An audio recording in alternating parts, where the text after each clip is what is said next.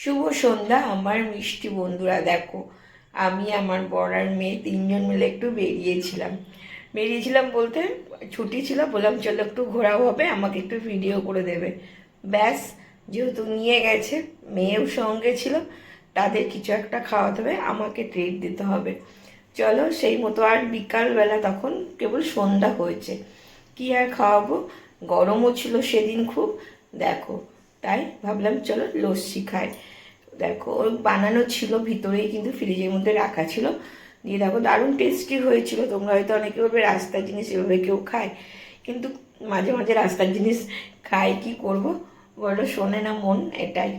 চলো, আর মেয়ে খাইনি, বলা উঠলো, মেয়ে হচ্ছে চিপস নিয়েছিল, আর পরে মোমো নিয়েছিল, আবার পরে গিয়ে বাবার সঙ্গে গিয়ে নিয়ে এসেছিল। দারুণ টেস্টি ছিল, ঠান্ডা ছিল না, প্রাণটা মনে হল জুড়িয়ে গেল একদম। ঠিক আছে বন্ধুরা, কেমন লাগলো জানিও।